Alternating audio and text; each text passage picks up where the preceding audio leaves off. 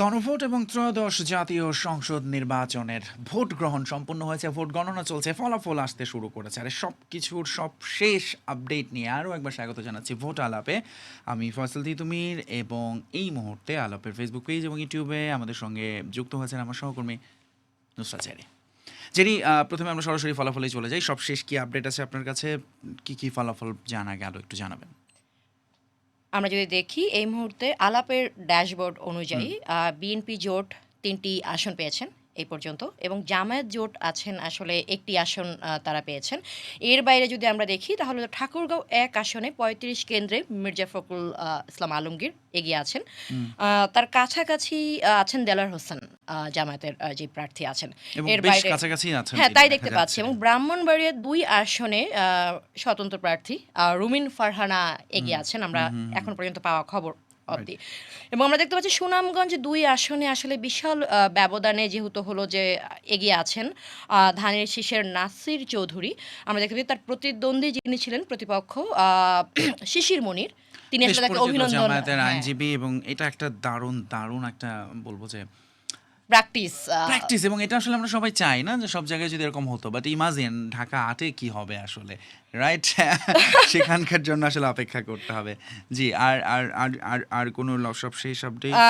এই মুহূর্তে আমরা আর কোনো শেষ আপডেট পাচ্ছি না। কিন্তু আমরা দেখতে পাচ্ছি এখানে শরীয়তপুর ২ আসনের ৪০টি কেন্দ্রের আসলে ভোট স্থগিতের আবেদন করেছেন জামায়াত প্রার্থী। ওকে।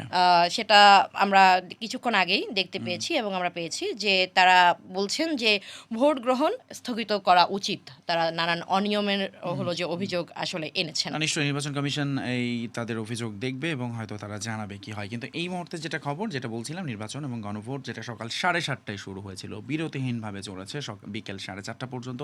কোথাও কোথাও কিন্তু তারপরেও ভোট গ্রহণ হয়েছে, কারণ আগে থেকে যারা লাইনে দাঁড়িয়েছিলেন তাদের প্রত্যেকের ভোট শেষ হওয়া পর্যন্ত অপেক্ষা করেছিলেন তারা, এবং সেই ভোটগুলোই এখন গণনা চলছে। পোস্টাল ভোট চলে এসেছে, সেগুলো পাল্টাপাল্টি দাবি আছে, এবং এই মুহূর্তে একটু সতর্ক থাকতে হবে। আপনি যদি সাধারণ দর্শক হন বা ভোটার হন, যদি ফলাফল জানতে চান, তাহলে আসলে সোশ্যাল মিডিয়া দেখে উত্তেজিত হওয়া যাবে না। অনেক কিছু ঘটছে, অনেকে অনেক কিছু বলছে, দাবি করছে। সো সেটা থেকে একটু সতর্ক থাকতে হবে সবাইকে। একদমই কোনো ভেরিফাইড সোর্স ছাড়া অথবা নির্বাচন কমিশনের কাছ থেকে প্রাপ্ত তথ্য ছাড়া আসলে এই মুহূর্তে কাউকে বিশ্বাস করে বা কোনো সংবাদকে বিশ্বাস করে উত্তেজিত হওয়া যাবে না, যেটা ফয়সাল বলল। তবে মজার ব্যাপার হচ্ছে, প্রধান যে দুটি রাজনৈতিক প্রতিপক্ষ বিএনপি এবং জামায়াত, তারা প্রত্যেকেই দাবি করছে তারা এই ফলাফলে এখন পর্যন্ত এগিয়ে আছে। জামায়াতের আমির একটা সংবাদ সম্মেলন করেছেন এবং তিনি সেখানে বলেছেন যে এখন পর্যন্ত যে ফলাফল, তাতে 11 দলীয় ঐক্যের প্রার্থীরা এগিয়ে আছেন, এরকম বলছেন। তবে অবশ্যই এখনই কিছু বলা সম্ভব নয়, যেহেতু ফলাফল মাত্র আসতে শুরু করেছে। এবং একই সাথে বিএনপির মিডিয়া সেল এবং বিএনপির মুখপাত্র তারাও বলছেন ভূমিধস বিজয়ের পথে বিএনপি।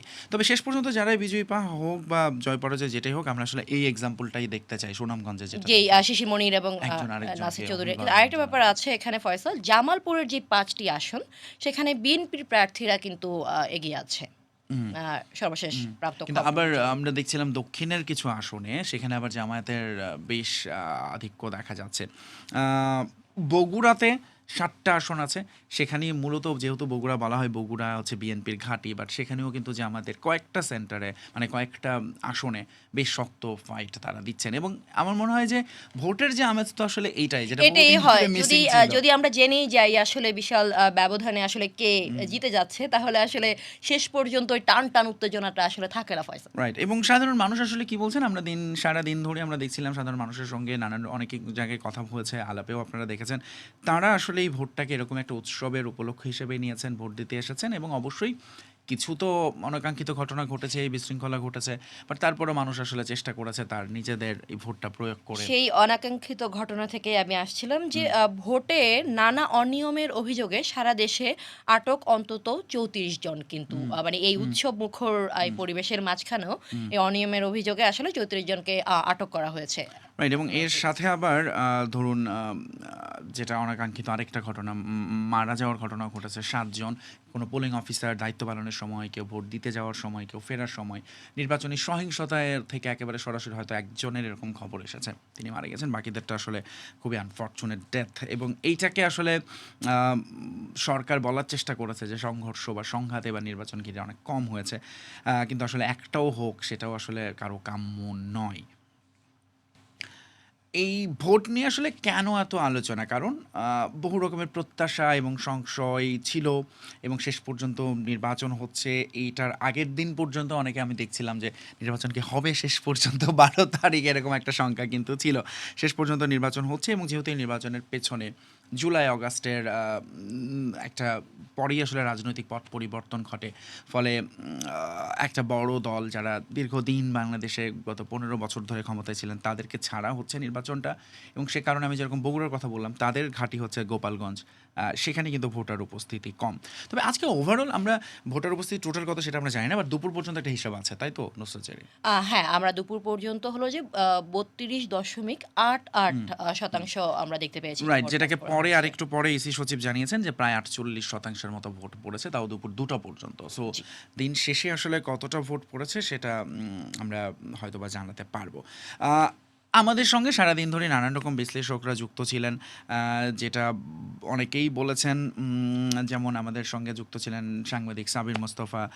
তিনি যেটা বলেছেন, আমি তার কথাটাই কোট করছি, যে নির্বাচন আসলে তিনি তুলনা করার চেষ্টা করেছেন যে ৯১ এবং ২০০৮-এ নির্বাচনে এরকম ভিড় হয়নি। যদিও তিনি শেষ পর্যন্ত মনে করছেন যে ৭০% টার্ন আউট হবে না, তবে কাছাকাছি হলেও সেটা অনেক ভালো ফিগার।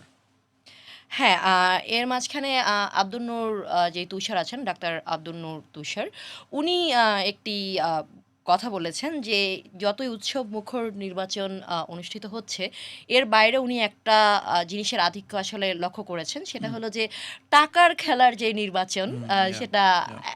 এই মুহূর্তেও আসলে সম্পূর্ণভাবে হুম, বিলুপ্ত হুম, হয়ে যায়নি। হুম, সেটা হুম, এখনো আছে। হুম। আপনি কি মনে করেন এই ব্যাপারে? আম এইটা তো আসলে গত রাত ধরেই আসলে এই খবরগুলোই আমরা দেখেছি।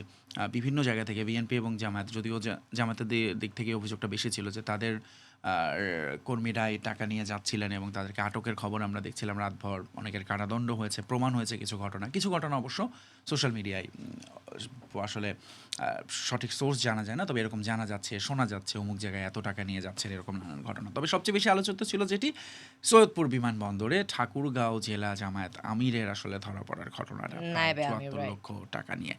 আ আচ্ছা, এইদিকে হচ্ছে আমরা যেটা বলছিলাম যে বিএনপি এবং জামায়াত প্রধান ২ প্রতিদ্বন্দ্বী অনেকটা একই সুরে কথা বলছে, এবং তারা আরেকটা মেসেজও দিয়েছে তার কর্মী সমর্থকদের যে ভোট গণনা শেষ না হওয়া পর্যন্ত কেউ কেন্দ্র ছেড়ে যাবেন। এটা বিএনপির তরফ থেকে বলছে, জামায়াতের তরফ থেকেও কিন্তু একই রকম কথা বলছে। আ জেরি, আপনার কাছে একটু যদি আমি আসি, যে ধরুন এই নির্বাচনটাকে মনে করা হচ্ছে ইয়াং ভোটারদের একটা এক্স ফ্যাক্টর, জেন জি, যেটা নিয়ে আসলে আমার আব্দুল তুষার ভাইয়ের সঙ্গে অনেক তর্ক হয়েছে, কথা হয়েছে, বাট স্টিল মানে আপনি হয়তো এই জেনারেশনটাকে রিপ্রেজেন্ট করছেন। কি মনে হয় তাদের আসলে চাওয়াটা কি, পালসটা কি এই নির্বাচন ঘিরে? কেমন সরকার তারা আসলে প্রত্যাশা করছেন? আপনি কিছুক্ষণ আগে জুলাই যেই গণঅভ্যুত্থানের কথা আপনি হুম, বলেছেন, এই জেনজি এবং হলো যে তাদের প্রত্যাশা বা তাদের এই প্রেক্ষাপটটা চলে আসে জুলাই থেকে। এবং তাদের যে প্রত্যাশা, আমরা এই ২ বছরে, প্রায় ২ বছরে আমরা সবচেয়ে বেশি কোন শব্দটি শুনেছি? সংস্কার। সংস্কার, আ হ্যাঁ। সেই সংস্কারের কথা বললে আসলে এক কথায় ২ কথায় আমরা শেষ করতে পারব না। কিন্তু তারা দেশের আসলে ওভারঅল একটা মানে সংস্কার চাচ্ছে। হুম, হুম, হুম, হুম, সংস্কৃতি হুম। থেকে শুরু করে সবকিছু মিলিয়ে তারা রাইট, স্বতন্ত্রতা রাইট। চাচ্ছে। তারা চাচ্ছে যে তাদের সাংবিধানিক যে রাইট, যে অধিকারের কথা আমরা বলি, তাদের মানবিক মর্যাদা থেকে শুরু করে সবকিছু যাতে সুরক্ষিত হয়, এবং যারাই আসুক না কেন পাওয়ারে, তারা যাতে এই সংস্কারগুলো করে হুম, দেশের জন্য, হুম, দশের জন্য। হুম, এবং যদিও আমরা জেনজিদের কথা বলছি, এবং তাদের এই ত্রয়োদশ সংসদ নির্বাচনে দেখা গেছে যে তাদের অংশগ্রহণ বেশ অনেকটাই আগের বছর বা অন্যান্য বছরের তুলনায় তারা এগিয়ে আছেন। কিন্তু আ দিন শেষে আসলে তারা যেই সংস্কারের কথা বলছে সেটা আদৌ পরিপূর্ণ হবে কিনা বা কতটা পরিপূর্ণ হবে সেটা আসলে ভবিষ্যৎ বলে দেবে। একদমই তাই। আর বাংলাদেশের মানুষ আমরা মনে হয় যে ঘরপোড়া গরুর মতো সিঁদুরে মেঘ দেখলে ডরে। হ্যাঁ, কারণ ধরুন যখন জুলাই আগস্ট পরবর্তী ডক্টর মোহাম্মদ ইউনূসের নেতৃত্বে ইন্টারিম গভর্নমেন্ট আসলো দায়িত্বে, বেশ একটা বড় আশার ফানুস ছিল সবার। কিন্তু বেশিরভাগই মনে করছেন তাদের সেই আশা পূরণ হয়নি। সো আবারও নতুন করে আশায় বুক বাঁধার সময়। আমরা একটু নির্বাচনী ফলাফলে আবারও চোখ দিই এবং সেখানে এই মুহূর্তে আরেকটা হেভিওয়েট প্রার্থী বিএনপির মির্জা ফখরুল ইসলাম আলমগীর, তার আসন হচ্ছে ঠাকুরগাঁও ১। সেখানেও আমরা দেখছি বেশ হাড্ডাহাড্ডি লড়াইয়ের আভাস তার জামায়াতের প্রতিদ্বন্দ্বীর সঙ্গে। এবং আমরা মোটামুটি যে আসনগুলোতে বিএনপির হেভিওয়েট প্রার্থীরা আছেন সবাই এগিয়ে আছেন। তার মধ্যে আরেকটা হচ্ছে কক্সবাজার, যেখানে বিএনপির সালাউদ্দিন আহমদ লড়ছেন স্ট্যান্ডিং কমিটির, তিনি আছেন। তবে ইন্টারেস্টিং হচ্ছে ব্রাহ্মণবাড়িয়ার কথা আপনি বলেছেন এরই মধ্যে, জি। রুমিন ফারহান। আচ্ছা, স্বতন্ত্র প্রার্থী এবং নারী প্রার্থীদের ক্ষেত্রে যদি বলি, আরেকটা খুবই আলোচিত প্রার্থী আছে খুলনার মনীষা।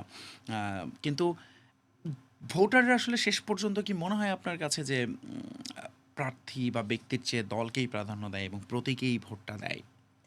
আ আমরা একটু ভোটারের এটা আমার জি, ব্যক্তিগতভাবে জি। মনে হয় একজন নারী হিসেবে এবং একজন ভোটার হিসেবে এই আ যে রিপ্রেজেন্টেশন এর কথা আমরা বলছি, ভোটারের তরফ থেকে তো সেটা আসলে পরে আসবে। আপনি যদি এই মুহূর্তে দেখেন ১১ দলীয় জোটই হোক সেটা বা বিএনপি জোটই হোক না হুম, কেন, হুম। তাদের আপনি যদি শতাংশ মানে পার্সেন্টেজটা দেখেন যে তাদের আসলে প্রার্থী দেওয়ার ক্ষেত্রে হলো যে নারী যে রিপ্রেজেন্টেশন আসলে কতটা আছে, সেটার উপরে তো ডিপেন্ড করে। কারণ রাইট, বাংলাদেশের যে রাইট। কালচার, সেই কালচারে আসলে মার্কার নির্বাচন হয়।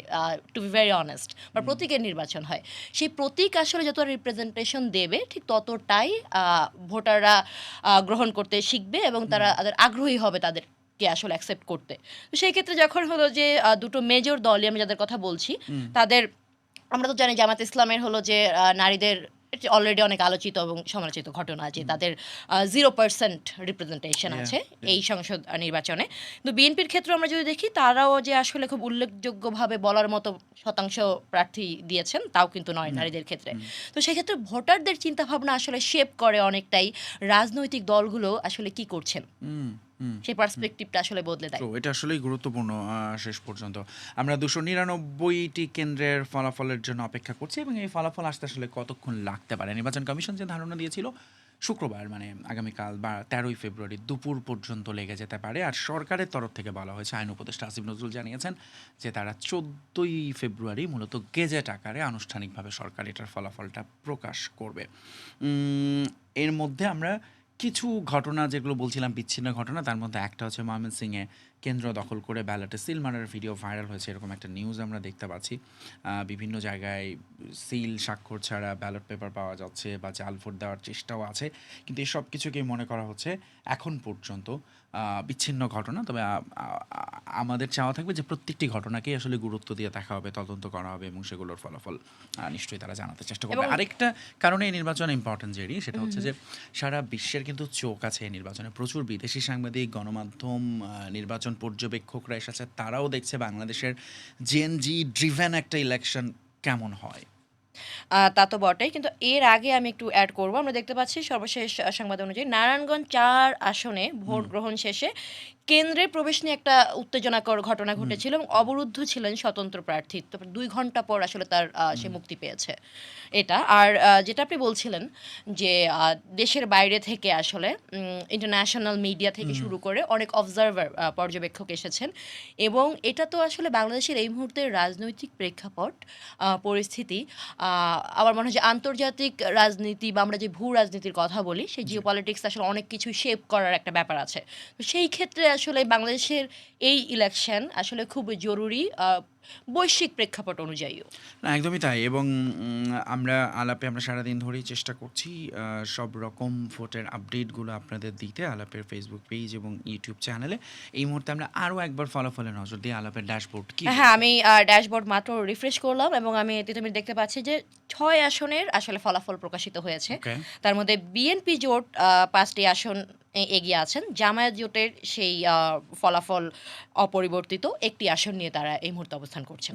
এবং সেটা হচ্ছে হাসনাত আব্দুল্লাহর কুমিল্লা ৪। জি। বাকিগুলোতে আসলে বিএনপির। অন্যান্য এই মুহূর্তে 0 তে আছেন। হুম। আহ এই ছিল আসলে এখনকার মতো আমার মনে হয় এই ঘন্টার নির্বাচনী আপডেট, ভোট আলাপ, যেটা আপনারা দেখছেন আলাপের ফেসবুক পেজ এবং ইউটিউব চ্যানেল। আমি ফয়সাল তিতুমির আপনাদের সঙ্গে এতক্ষণ ছিলাম এবং আমার নুসরাত জেরি ছিলেন। আহ, এই লাইভ কিন্তু আলাপের চলতেই থাকবে একেবারে ফলাফল শেষ হওয়া পর্যন্ত সারা রাত ধরে, এবং কালকে সারা দিনেও থাকবে। আপনারাও নিশ্চয়ই আমাদের সঙ্গে থাকবেন, সেই প্রত্যাশা রাখছি, এবং ভোটের সবশেষ খবরাখবর পেতে আলাপের সঙ্গেই থাকুন।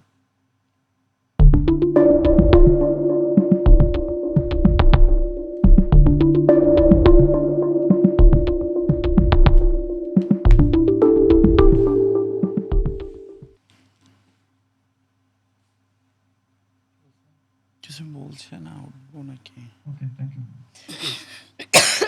হাসি আটকায়